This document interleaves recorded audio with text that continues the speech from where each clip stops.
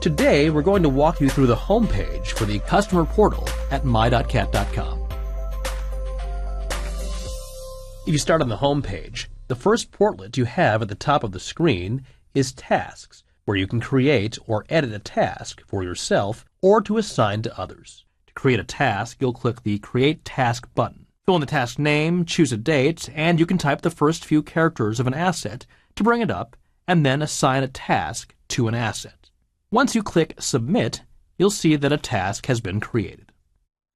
You can also edit a task, so for example, if your kid has a game after work, once you mark it as complete, when you get back to the home page, you can see that the completed task has been removed from the list.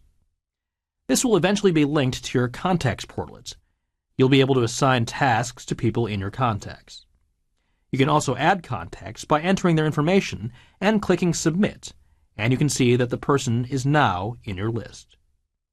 Edit works the same way if you want to change your information, enter a new email address, for example. When you click Submit, you'll get a green notification that a contact has been updated. The plus-minus signs allow you to expand or collapse these portlets so that you can keep the screen neat, but really, it's all about your preference, as the system will remember which ones you've opened or closed. Let's take a look at the My Assets portlet. This one allows you to get to the items in your fleet quickly. You can search on a particular asset, and it'll immediately take you to an overview page for that specific machine. If we go back to the home page, you can look at the other options under My Assets. You can also search by clicking View Assets List.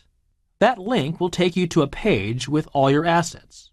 You can also add an asset, so if you determine you have an asset that's not reflected in your fleet, you can add it in, and it will immediately show up in the portal.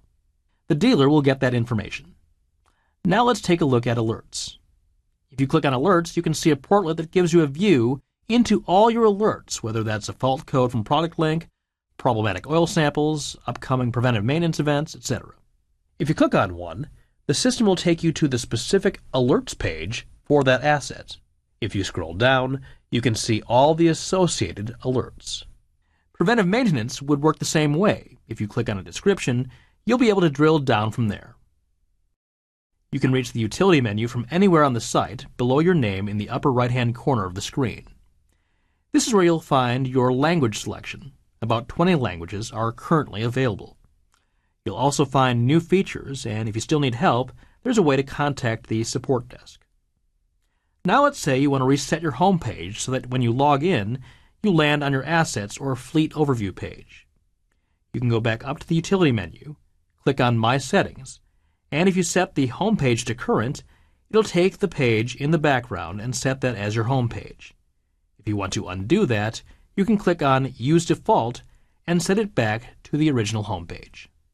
You're also able to set measurements, so in places where we're talking about gallons versus liters, you can set it to US or metric. In terms of preventive maintenance, you can also control when the portlet displays an alert for an upcoming PM event. So if you want it to alert you when it's 40 hours out, you can do that. Or if you want to change it to 60, you can do that and click the Submit button. You can also set up email notifications for when you have an upcoming PM alert or a safety service letter has been issued against the machine.